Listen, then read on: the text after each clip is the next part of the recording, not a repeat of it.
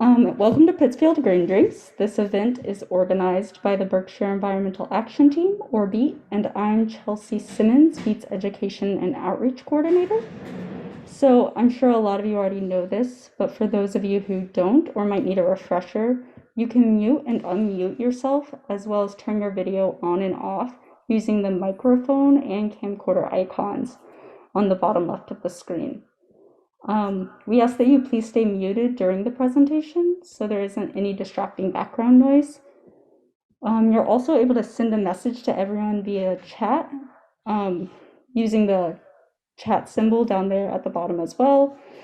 If you have any questions while Richard is presenting, feel free to ask them in the chat box, and Jane or I will tell Richard your question as soon as possible. But we ask that you please hold off on any verbal questions until the Q&A period after Richard is done presenting.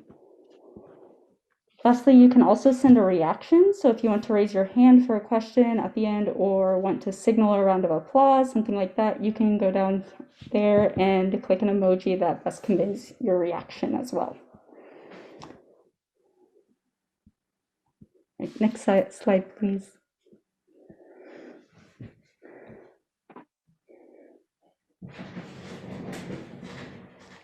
You can find out much more about BEAT on our website, thebeatnews.org. Our mission is to work with you to protect the environment for wildlife in support of the natural world that sustains us all. Now on our website, you can also find out what is going on around the Western Mass area environmental-wise. We have a community calendar where we compile other organizations' events that they send to us. And so we put those in our calendar, and it's just from Western Mass. And then we also have an environmental jobs board that has local and regional job openings. Twice a month, we go through the state's environmental monitor and list the big projects that we should be keeping an eye on for the Berkshires and Pioneer Valley. And lastly, we have a list of public notices, mostly Conservation Commission notices, but they're environmentally relevant ones as well. Right, so please, we also have a donate button to make it easy for you to donate online. Programs like Green Drinks are possible thanks to all those who support BEAT. And then next month, Elizabeth Saunders will be speaking at our February Green Drinks event. She is the Massachusetts Director of Clean Water Action, and we'll be talking about how our two ways of disposing of trash, landfills, and the community eco-power incinerator in Pittsfield have huge negative consequences for public health, the environment, and environmental justice. So please join us for that. It should be quite interesting. And you can learn how to RSVP for this by going to the events page, which is found on our website calendar. And lastly, because this Green Drinks is all about wildlife track and sign, I figured you all might be interested in another wildlife tracking event that BEAT and Northeast Wildlife Trackers are collaborating on, which is taking place on February 9th. An expert tracker will be going over photos that people have submitted of tracks and signs they've seen while out in nature. And they'll talk about ways to identify and determine who might have been responsible for leaving them there. If you want to be part of that, you can find more info on our event calendar. But all of that aside, for tonight's Green Drinks, we are going to hear from Richard Greene with a presentation on his collection of track and sign photos and videos. Richard has always been a nature hobbyist and has studied track and sign as well as wildlife biology with Keeping Track, Cyber Tracker, and Mass Audubon's Field Naturalist program. His interest in wildlife has taken him throughout New England to Canada and even South Africa. Richard is now retired and spends most of his time around his home in southern Berkshire County. However, he also presents talks like this one on the use of trail cameras in wildlife study. So with that, I will hand it off to you, Richard. We're happy to have you here. Good evening, everybody, and thank you for Zooming in. My name is Richard Greene. My wife, Lindsay, and I and our two dogs live in Tyringham in South Berkshire County. I'm pleased and flattered to be asked by Jane from BEAT to talk to you about track and sign and other interesting stuff wandering in the woods. I went through my photos and I picked ones that have some snow in them. Most are local and are things that we might see in the Berkshire woods tomorrow. I hope this will be an informal, accessible, non-technical, enjoyable introductory talk. Many thanks to Chelsea Simmons of Beech for helping me set this up. Since I was a Boy Scout, I've been fascinated with forest, flora, and fauna. Flora is easier to study. Fauna runs away. Learning track and sign and using trail cameras gives us an indirect way to interact with these animals. These animals are the other citizens of the earth to whom we have caused so much trouble. Learning their signs enables us to recognize their presence and be mindful and appreciative of their beauty and specialness and spirit and their role in nature and their role in the world and in our neighborhoods. I want to give homage to Sue Morse and her Keeping Track program, which fanned the flames of my fascination.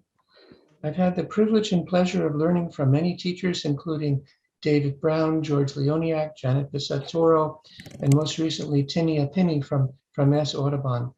If only I could remember half of what they taught me. And my mea culpa, I'm a hobbyist, not an expert or a professional.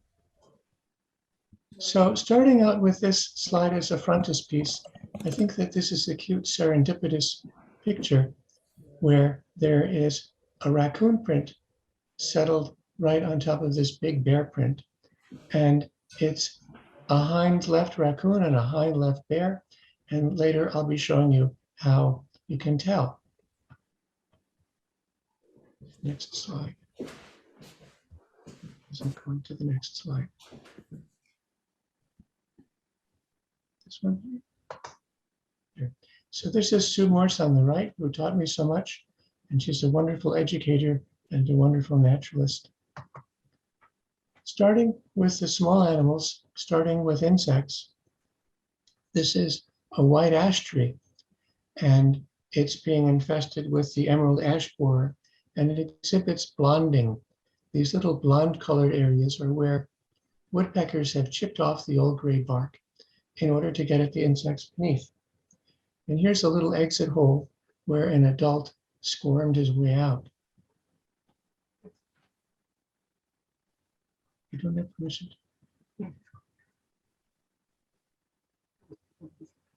Okay. And here's a close-up. It looks like a capital D with a flat side and a rounded side. And these bugs are causing a lot of trouble. This is the gypsy moth egg mass, and we've heard about how troublesome and damaging those can be.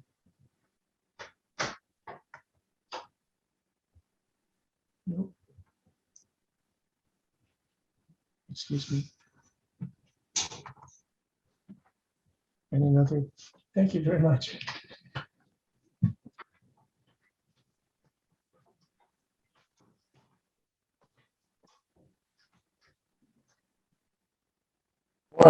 My power cord at home, and my wife just came to deliver it and rescue me.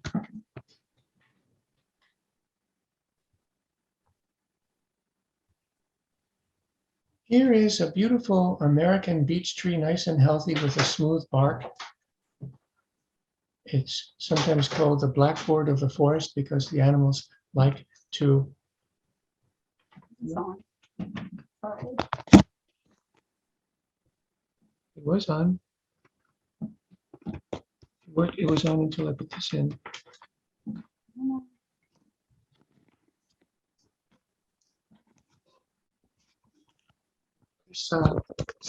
You can see why children like to carve their initials in this nice smooth. Behind it, there is another American beech tree which is heavily diseased with beech bark disease. And this is a disease that came from Europe into Nova Scotia in 1920 or so, and is decimating a lot of the population of these trees, which is unfortunate because they're so valuable. They're very nutritious beech nuts. Here is my 2.5-inch pocket knife, and in the snow you can see two sets of tracks, both by mice. And this is an older one when the snow was newer and fluffier, and it made a muffled, indistinct print. And this was one when the snow was a little bit more firm, and you can see the front feet coming down and the hind feet hopping right past it. Here's a picture where a mouse came out of this hole in the snow, and he took a jump over here, and you can see the evidence of his tail slapping down on the snow. And sometimes you see a real thoroughfare of a little busy mouse going back and forth and back and forth. Reminds me of when my brother had a hamster and it was running back, hopping around all over the floor. And then also you can see a fox that came snooping around, smelling where the mouse was, looking for a warm snack. These are vole trails, vole tunnels. Voles are also rodents. I think of them like a fat little bratwurst with legs. And they live in the subnivean zone. That means beneath the snow, above the ground, and they tunnel along. They tunnel along, and it's fun to see these. When the snow melts in the spring, you can often see the tunnels in the grass. What we're looking at now is a branch. My friend Billy was cutting his apple branches and put some on the woodpile, and a week or two later found that the bark and cambium had been chewed off by a vole. Cambium is the germinative layer of the trunk under the bark outside of the sapwood. And a very, very pretty color, very pretty pattern as they get their nutrition eating these. And sometimes you see things that aren't animate, they're just fun. This was a puddle on the trail, and occasionally air bubbles would come up through the puddle and get captured under the ice again and again and make these very pretty modern art ice structures. Hey, Richard. Real quick, I think I'm going to bring my laptop to you in there and share my screen. Okay. And that way people can see you as well. And I'm not sure what's going on with this box there. So just 1 second. Sorry about this, folks.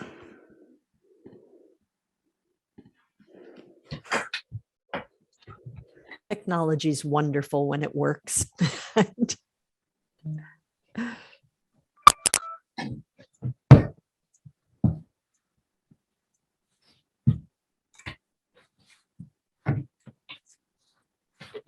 Shall I continue in the meantime? These are called ice needles, and they come up out of the mud. And I read in a book the physics of how this happens, and I don't quite understand it, but they're really pretty.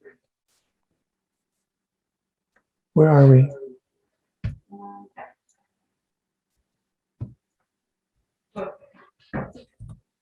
Just switching which computer is sharing the screen here so we can get rid of that little notice in the middle of the screen.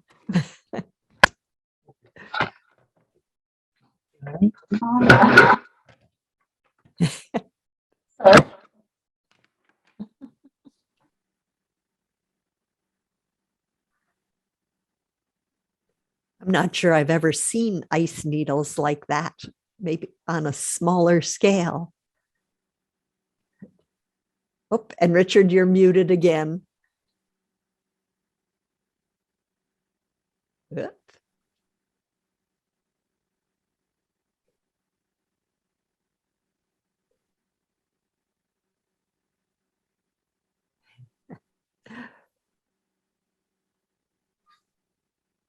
Oop.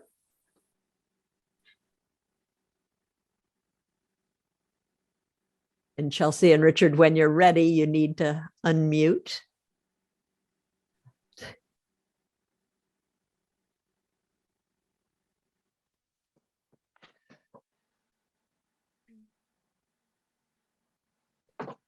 For whatever reason, it's not giving us the option to unmute. Oh, if you click, hover over your face and the little side view. Yeah, it wasn't there, but I figured it out now. Okay. Are we there? Are we there? Yes, We're Can you getting hear some me? feedback. Yes. Can you hear me? Yep. Can you hear us? Difficulties, yes. Computer difficulties at the world headquarters of Berkshire Environmental. So this is a 3.5-inch pocket knife for size scale. So these are big needles. And I'm pressing the right arrow and nothing is happening. If you need to, you can use your mouse in the lower left corner. It should give you a couple arrows. Okay. There you go.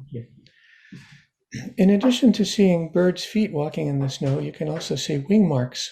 And this is fun. And I imagine an owl or a partridge or some other animal coming down and slapping his wings and getting his primary feathers imprinted in the snow. And here's another picture of the same thing. Closer view of the previous one. We have a lot of turkeys in New England, and in this picture of a turkey track in very fluffy snow, it's not a very distinct picture, but easily you can see it's a three-toed animal with a little heel spur walking around, and it also indicates how, with awareness of the basic structure of the foot, even when it's not distinct, you can often figure out what you got. These are ruffed grouse partridge tracks, and these cute little birds will grow little protuberances on their feet in the wintertime, and it increases the surface area and turns them into little snowshoes so they can walk along more easily on the deep snow.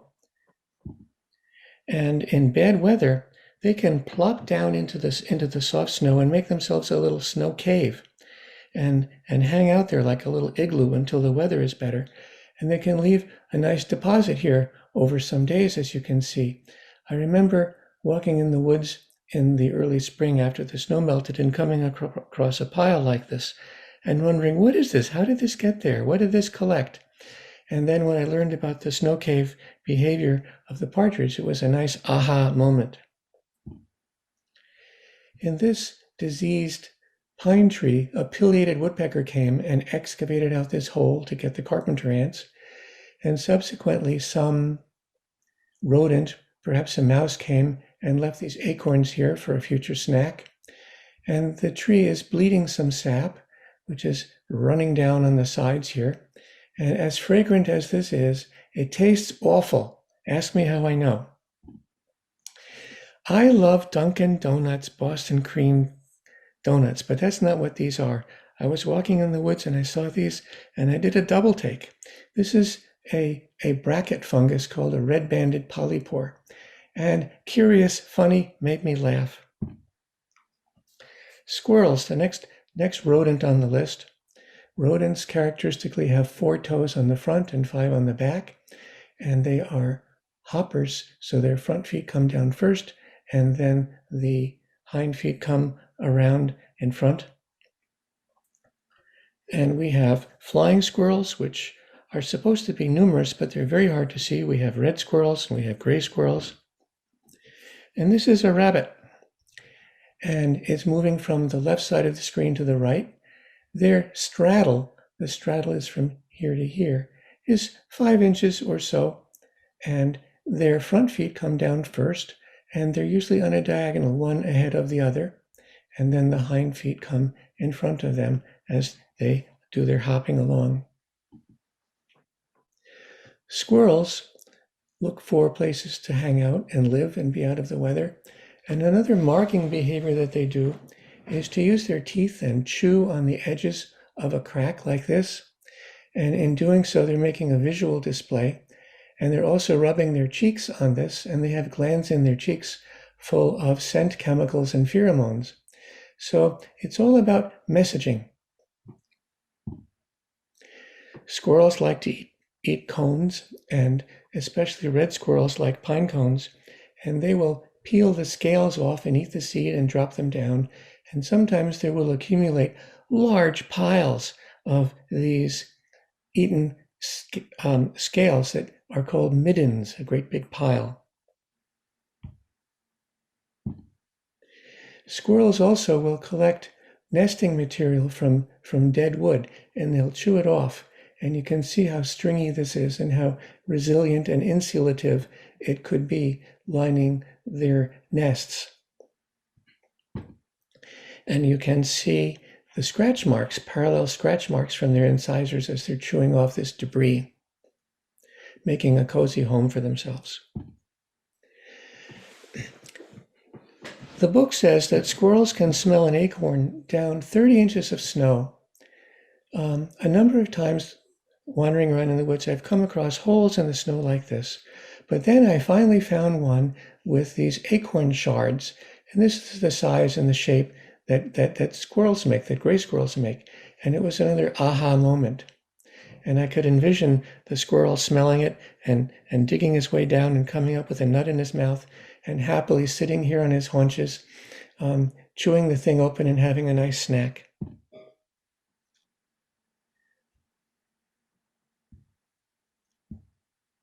This is a porcupine who's supposed to be moving. Oh, here it comes.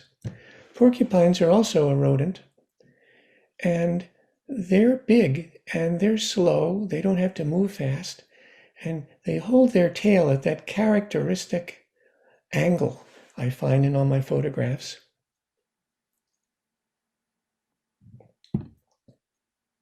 Next. Oh, okay. Let's see, what do I do here? Okay, so here's Porcupine Tracks, and he's moving from the right to the left. They walk with their toes pointed inwards, pigeon-toed, and they're heavy-bodied, and they have short legs, and they waddle along, and sometimes their quills will leave striations in the snow. And if the snow is deep enough, their heavy body will plow a trough in the snow as they amble along. And if you can get that contrast right on this, as I tilt it, you can see the very pretty undulating pattern from this porcupine as he's walking along in the snow. And they like to eat cambium. Again, that's the germinative layer of the trunk under the bark outside of the sapwood. And remember the vole that you saw a few minutes ago?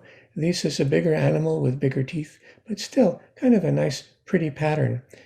In doing this and eating this cambium, of course, he's harming the tree, which may grow less leaves in the spring, which can let more light on the forest floor, which can allow some soft green plants to grow.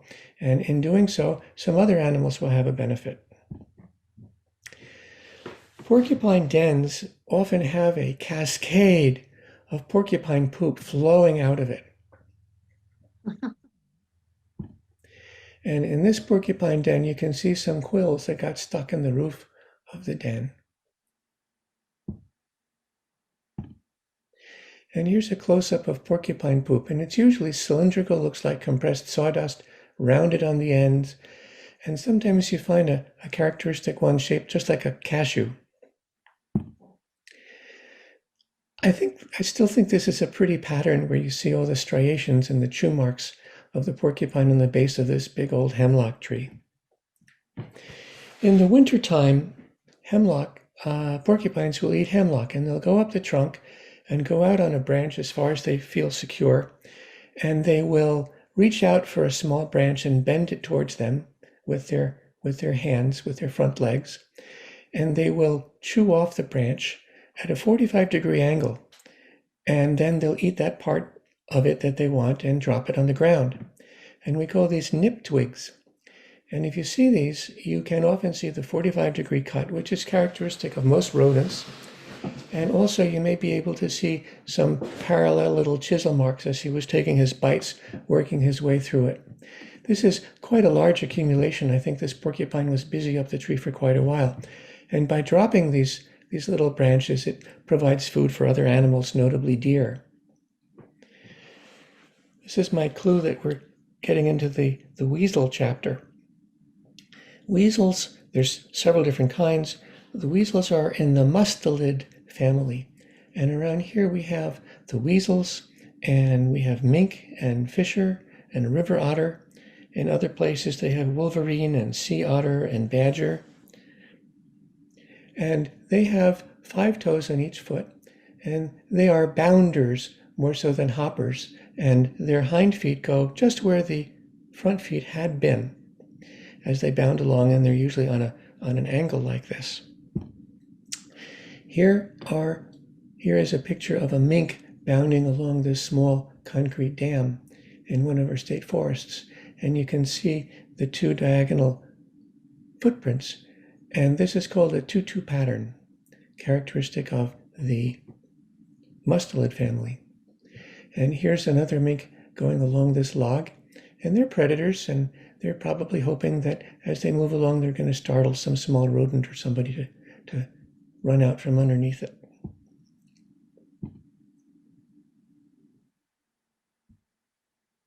And here is a fisher. And you can see why some people call them fisher cats. And very long, slender, tubular animal, very agile, very arboreal, very acrobatic. It's said that a female who is smaller and lighter can actually catch a squirrel up in a tree, and we all know how acrobatic squirrels are.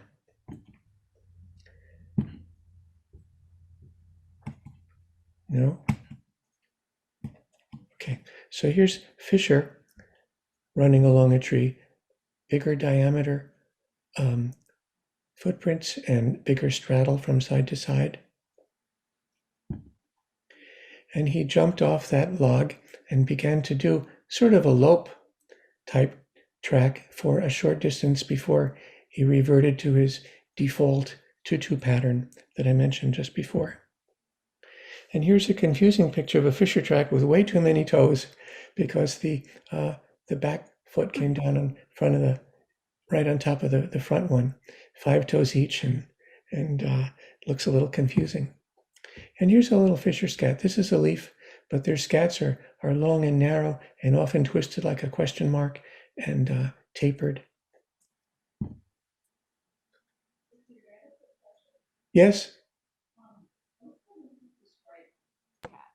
For a fisher, it can be very variable according to how fast they want to go. I have my handy dandy thing here, and let's see.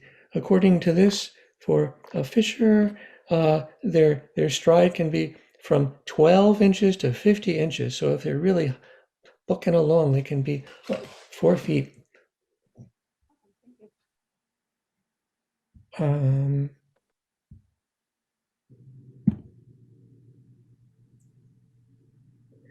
So here are otters. I think they're a lot of fun. If I could be wildlife, I think I would want to be an otter.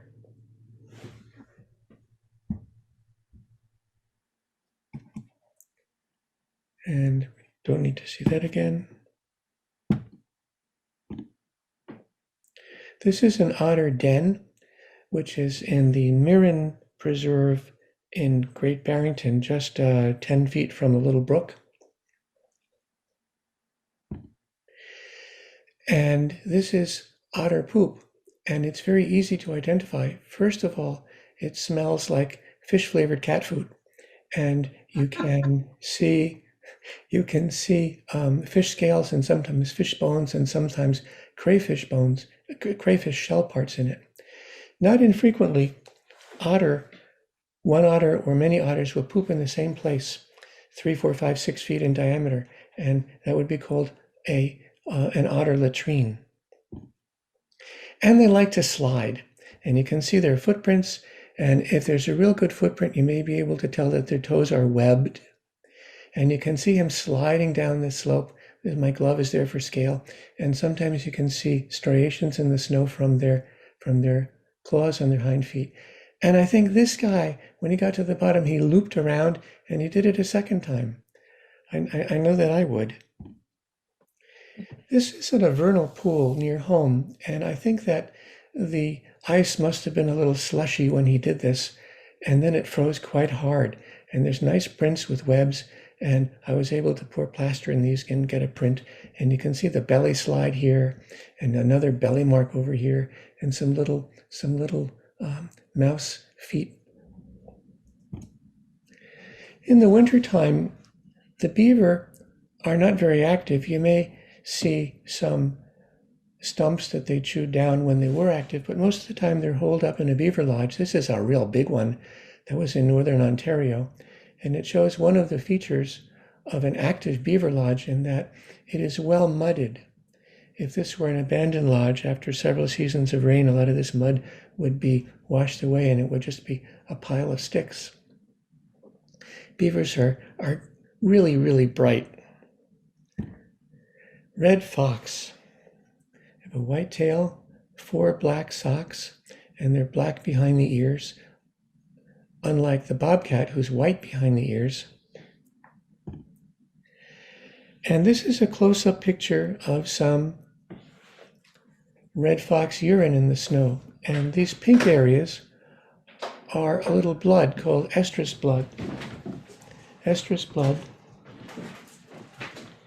And this is recent. This is just from late December.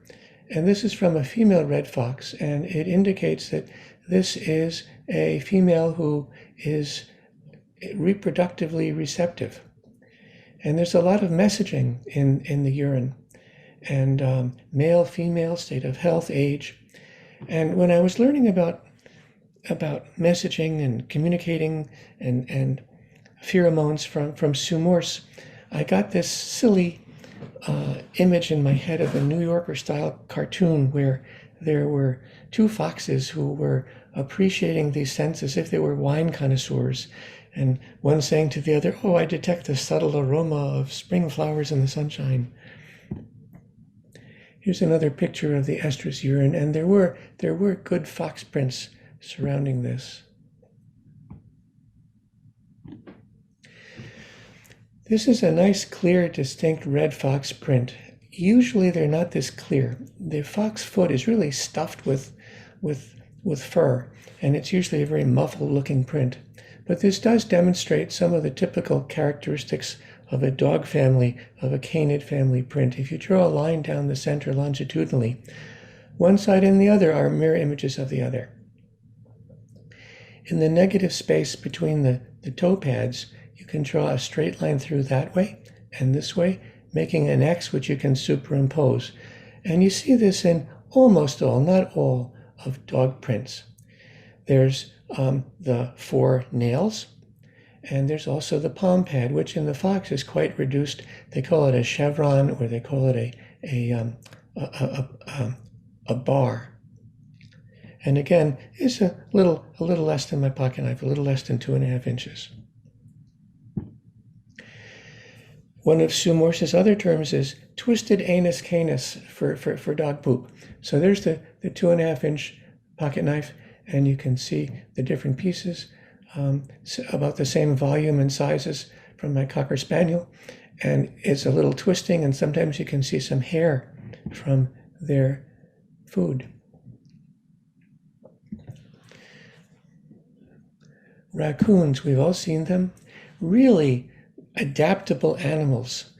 We find them in cities and suburbs. They're doing very well learning how to get along with humans. Lots of theories about why they have a mask over their eyes. Lots of theories about why they have a striped toe, a striped tail, and what the advantages might be. Can we have a long discussion about that? No. Next. Probably a mother and the young of the year. Here are raccoon tracks in the sand. They have 5 toes front and back, and the hind foot has a big sole just like we do, and the front foot has a small palm just like we do. And here's a very distinct picture. As they waddle, the front foot comes down adjacent to the hind foot, and it's so human-like. You can see that the toes are distinct. They're not webbed together. And of course, this is the right side, this is the left side. There's the thumb, and there's the pinky. And you can see how the snow has been pressed down a little bit by the heel, larger, of course, on the hind. and a plaster cast I made of tracks waving you. The small front palm, the bigger rear one. This is a raccoon latrine where one or several raccoons was coming again and again to poop in the same spot. And they're tubular, they're curved, they're fairly blunt-ended, and they contain a parasite, a roundworm nematode, which doesn't affect very many people a year. It's fairly rare, but it's quite dangerous, and they can cause severe neurologic disease. They don't bother the raccoons very much. This clues me in that we're getting into the cat part. This wonderful, creatively painted boulder is on Route 22 in just north of Austerlitz. I always get a chuckle.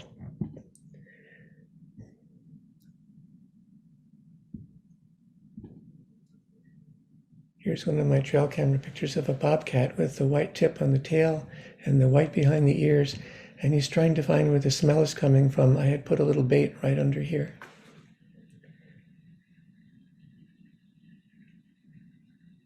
It's a very pretty animal.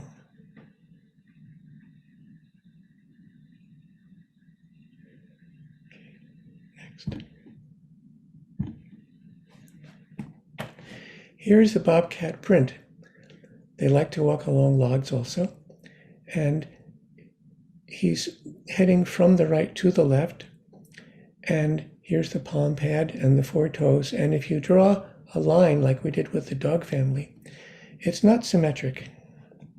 It's not symmetric, and you see that the middle toes, the medial middle toe is forward a little bit, just like on our middle finger is, and Sue Morse calls that catitude, which I think is pretty funny.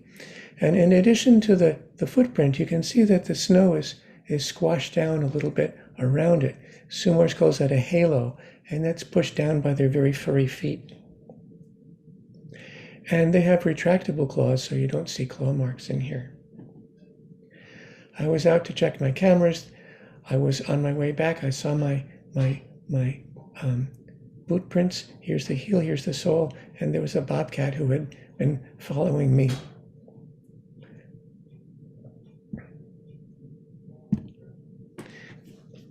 Here's a good picture of a bobcat print with very good lighting. The sun angle is quite low in this picture, giving you nice contrast. And you can see how big and resilient and rubbery this palm pad is. And you can think if you were a cat jumping around as they do, it would be nice to have a big rubbery sneaker here to land on. And you can see that this, of the middle toes, this is the one that protrudes further, making this a right-sided one. But this contrast for me is unusually good.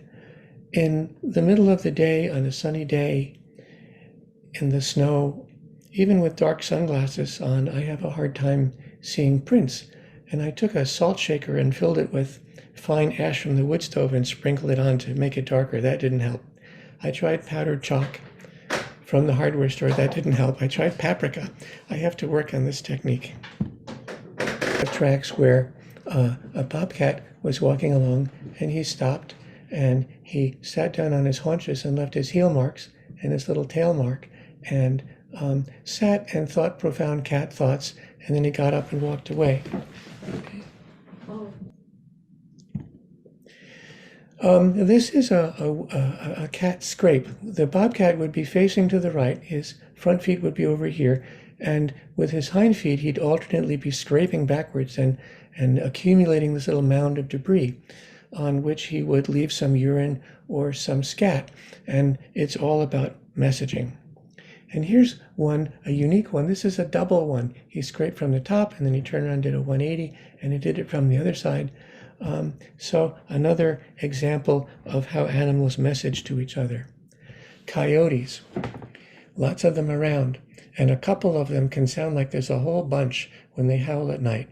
And another animal like the raccoon, who are very adaptable and have habituated themselves well.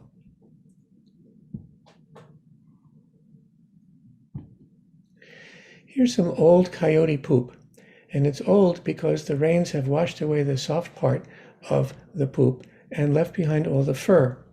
I was very curious to learn that when a predator eats a furry prey animal, that the enzymes and the acids in the digestive system don't alter the hair, and it remains the same color and the same length, and it still conforms to the shape of the original dropping. Here's a fresh one, and Sumor says twisted anus canis, and it's on a rock. They want to leave this on a conspicuous place. If you're going to have a tag sale, you put a poster where people are going to see it. And one of the terms is poop on a pedestal. Here's another one. And they'll often repoop in the same place. That's a 3-inch blade for size scale. And you can see some hair in different places and sometimes some little bone. And sometimes you just see stuff that's pretty, like these little snowy bells after a snowstorm being accumulated on the whorls of this struggling little pine tree. And here comes the deer chapter. Deer leave their sign also, and one of them is an antler scrape. And they'll find a small tree or sapling, and they'll rub their antlers on it, and they'll peel away the bark, and they will leave this conspicuous visual marking. And as they're doing this, they're also rubbing their forehead glands that have scent chemicals and pheromones. So it's both a visual and an olfactory display. And trail camera studies have shown that multiple bucks will scrape on the same tree. And these usually start a little bit below my knee and go up, 4, 5, 6 inches above my waist. This is a nice fresh one. And this is the deer print in the sand. And it's a nice and distinct one. And you see the cloven hoof. And you also see these dew claws. That these dew claws are perpendicular tells you that this is a front track. If it were a hind track, they'd be parallel and a little further set back. Interestingly, caribou have very highly developed dew claws that act like crampons and help them with their traction when they're walking on hard snow and ice. We've all seen deer pellets. The color will change according to what they're eating, if they're eating green stuff or if they're eating twigs in the wintertime. And often you can see a little pimple on one end and a dimple as the other, as these get squeezed off in the powerful sphincters in their large intestine and get chopped off into little pellets. You can be walking through the woods in the fall and in the early winter, and the ground is evenly carpeted with fallen leaves, and then come across a bare spot. That's a B-A-R-E spot. And this can be a deer scrape, where with his front legs he has raked away the leaves, and you can see some hoof prints and some scratch marks, and he'll often pee on this, and sometimes they'll urinate down the backs of their legs. They have a black mark on the hock of their hind legs where their ankle is. There's sort of a dark area of fur, and there's glands in there. And as the urine comes down, it also picks up the scents from those glands and gets into the ground here. Often also, these will be beneath an overhanging branch, which could be 3 or 4 or 5 feet high, and they'll be rubbing their forehead glands on this as well. So this is really a signpost with a lot of information and communication for other animals. And another one. The deer family only have lower incisors, and they will eat bark when they want to, and they will gouge it up like with chisels. When a bunch of deer get together in the wintertime in bad weather and seek shelter underneath the overhang of a cluster of evergreen trees, this is called a deer yard. They'll yard up. And this can be a real library of track and sign with lots of footprints and lots of dew claw prints and lots of deer beds and lots of poop and lots of yellow spots, which to my nose smell like fresh dill. Think about what they're eating. A lot of hemlock, and they have the essence of the terpene chemicals from the evergreens. Come on. Here's another deer scrape, and you can see the scratch marks. So here we have the prince of the forest wearing a crown of snow, an elegant, agile, athletic animal, balanced, in charge, capable, moving beautifully, in contrast to the next animal you'll see, which is clumsy and awkward. Just beautiful. One of my favorite trail camera pictures. And the next one is just the opposite. Awkward, clumsy. Nope, not that one. Next one. Yeah. Here's the clumsy one. That's me, of course. Next one. Nope. You just click outside Just of the video. I think. Click outside of the video. Yeah. Oh. Oh, okay. So this is funny. This is at home. This is a boulder, and the snow was melting in such a way that it looked just like my dog's face. I couldn't resist. I'm easily amused. Okay, so we're getting into the bear section here, and this is done by the chainsaw artist on Route 102 in Lee.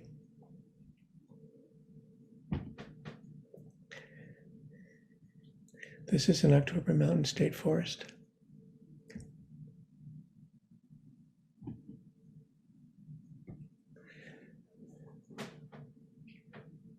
I get such a kick out of this guy.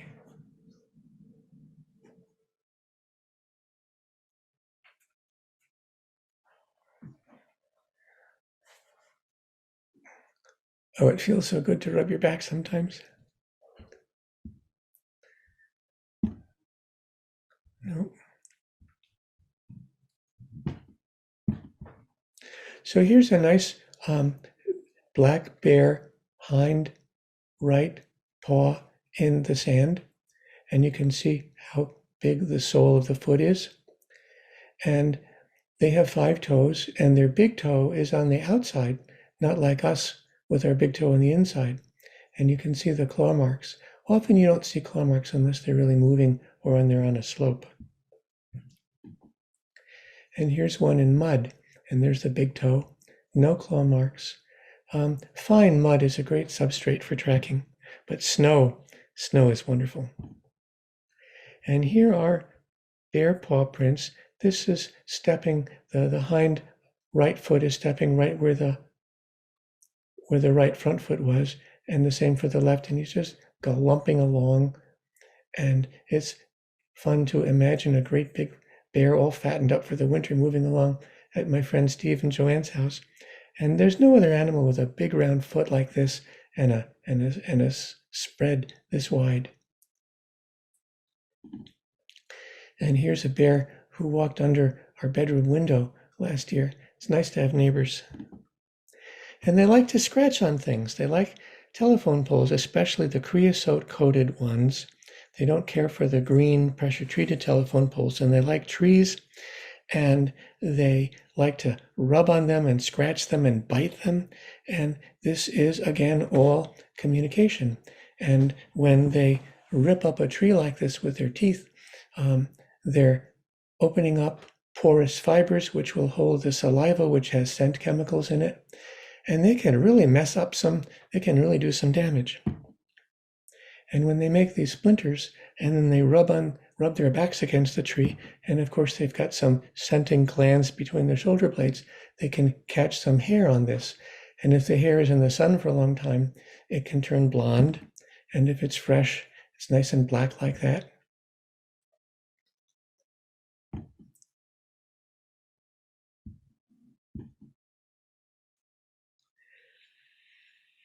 Even the big boys do it.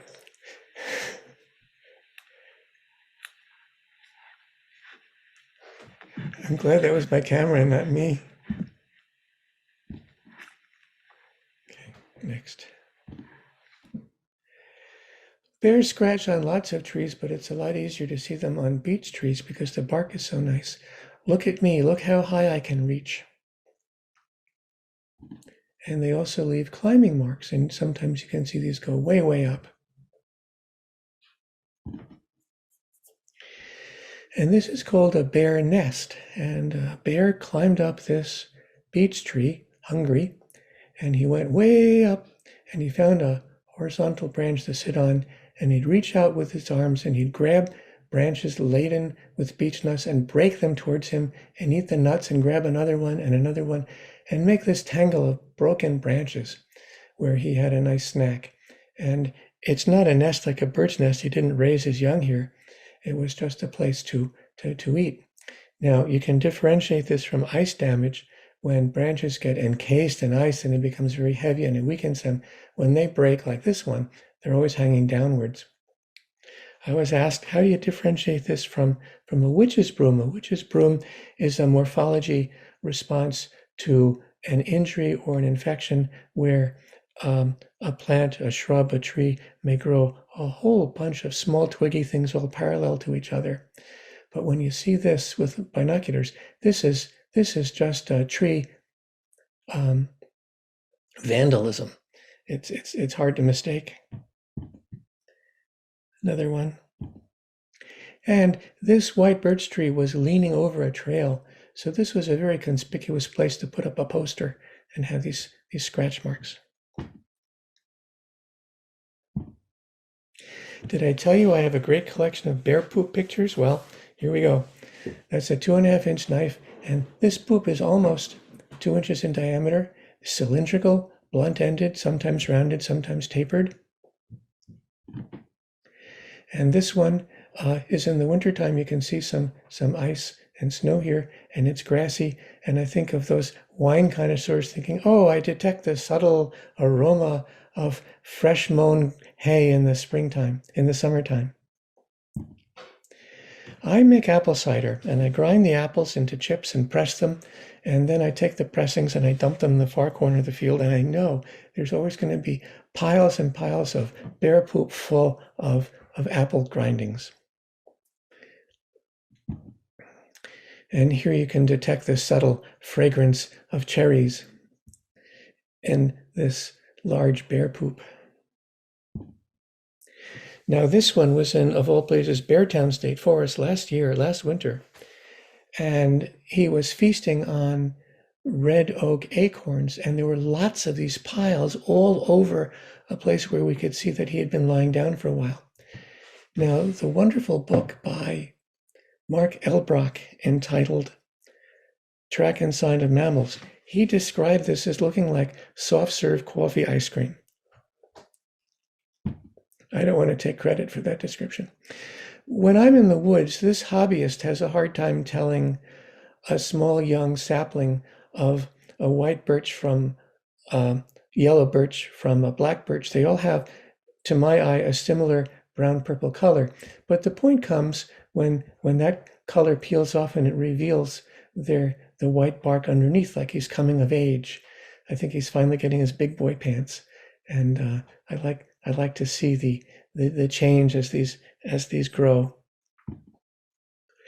I also am amused at, right after a snowstorm, the blanket of snow is so uniform, and very quickly there's all this detritus from above that comes down, and you can see on the snow. And one of the first things to come around where I live are these yellow birch seeds that crumble out of the catkins, and they look like little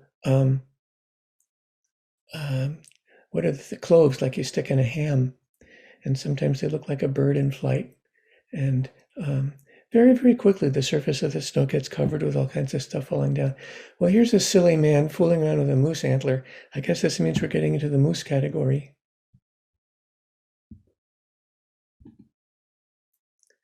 And this is in October Mountain State Forest, and there's plenty of green vegetation around, yet he is bark stripping. Nice set of antlers he's got.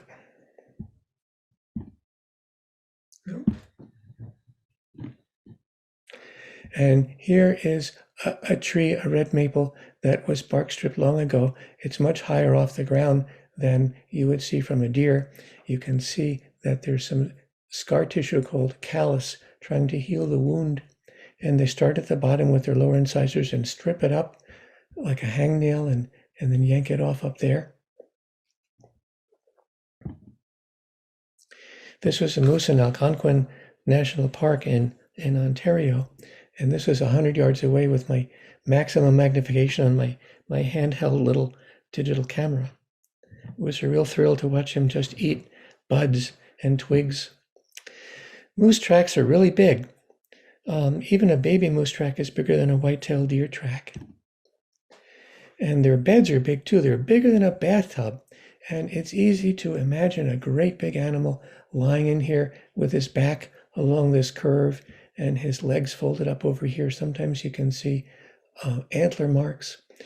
And then when he gets up in the morning, he'll stand in here and there'll be nice footprints. And there may be some yellow marks that also smell like a little turpentine. And there may be some ticks. If he's unfortunate and is infested with the winter tick disease, there can be half-inch long ticks with little spots of blood in here. Another picture. And big animals have big poop, and they can fall in a cluster like that. We've got a little mouse jumping along. We've got big moose footprints around. And sometimes they're clustered together, and sometimes they're scattered about, and sometimes they get frozen into big conglomerated lumps.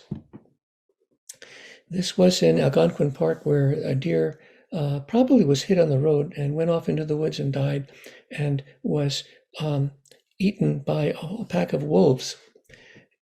And there were wolf tracks all over the place. And here is a taxidermy specimen of a northern Ontario gray wolf in the home of the man I was staying with. I wish I had a ruler in here.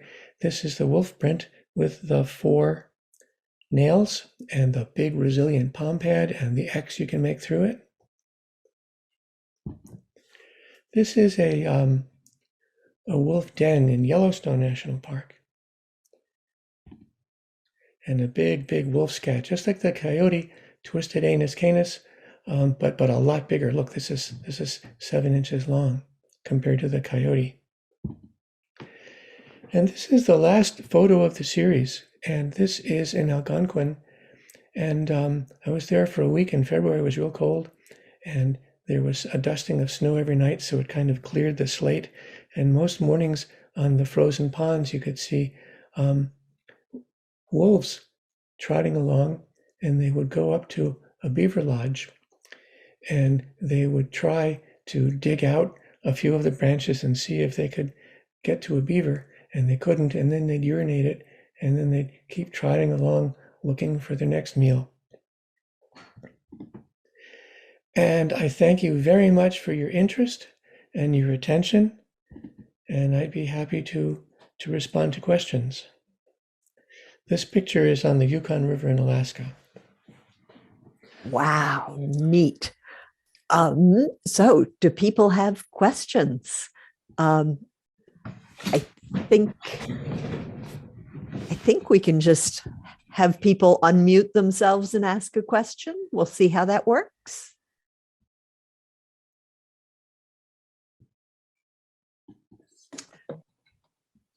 Oh, I had one. go right ahead. To sort of compare and contrast the different kinds of deer rubs on a tree, teeth versus antlers. Is the question to differentiate deer rubs from antler rubs? Teeth versus antlers. That can be hard. When there is an antler rub, you will often see little shreds on the bottom and on the top. When a deer is getting in there with his antlers, which could be, 14, 16, 18 inches wide, and he's rubbing along, he'll often break off other branches on either side. You may see some shallow excoriations. You know how on the first several inches of a white-tailed deer's antlers is kind of like a wood rasp, a coarse wood rasp? You can see some shallow striations from that. But if it was an incisor scrape, it's much more like a gouge. And there may be less damage on either side. So those are some of the basic clues. Also, an incisor scrape can go up higher than the antler rubs usually do.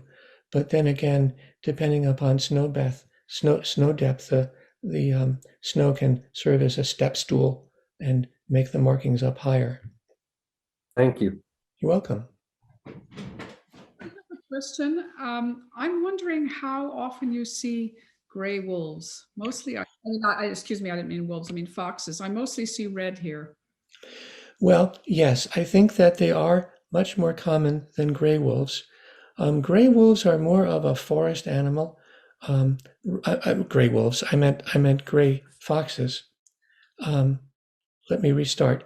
Gray foxes are more of a forest animal.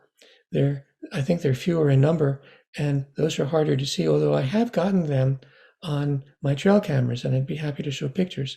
They have a very pretty fur. And red foxes, I think, are a little bit more daring. They'll come to the perimeters of the forests and fields.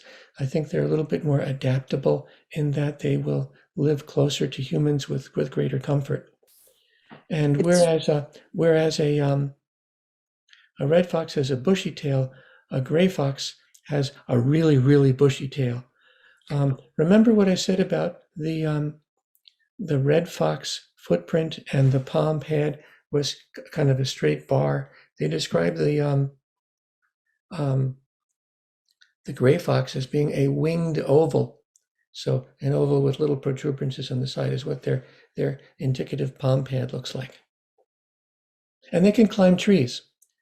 The gray fox can climb trees. Richard, I have a question. Have you ever seen any mountain lion prints? Because I was out in October mountain cross-country skiing last year, and I saw a print that I could not identify, and it was not a dog. It was not a coyote. I know that. So I used to do a lot of fishing, and every time I would leave the house, I'd to say to my wife, I'm going to slay him today. I can feel it in my bones.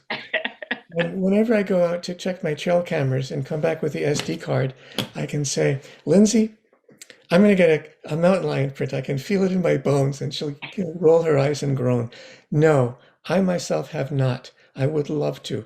I haven't. Have you heard of James Halfpenny? He's a PhD mammologist who lives in Gardner, Montana. And we took a weekend course with him when he was in New England. And boy, was that instructive. And he talked a whole afternoon about mountain lions and how they verify sightings and stuff like that.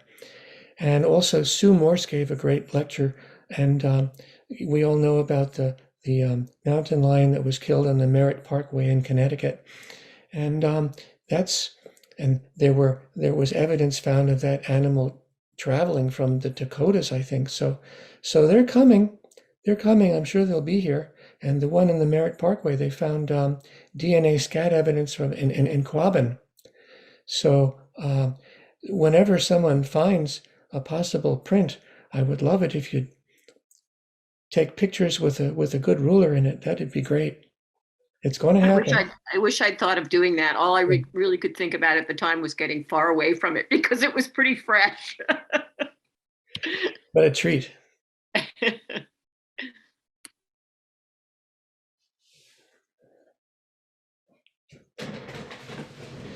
Well, I'm very pleased to have spoken with you and flattered for your attention. And lots of comments in the chat about how wonderful, great pictures. And thank you so much, Richard. This was fantastic. I think everybody enjoyed it so much. I know I did. And as always, learned more. It's just great. So, thank you, everybody. This was our most attended Green Drinks ever. We actually hit our limit of 100 people. So I apologize to all those that didn't get on, but we did actually record it. So as soon as Chelsea can manage to get that put together, we will have that up on our YouTube channel as well. In New York. So thank you. Thank you. Have a great evening. Thank you. Thank you. Bye bye.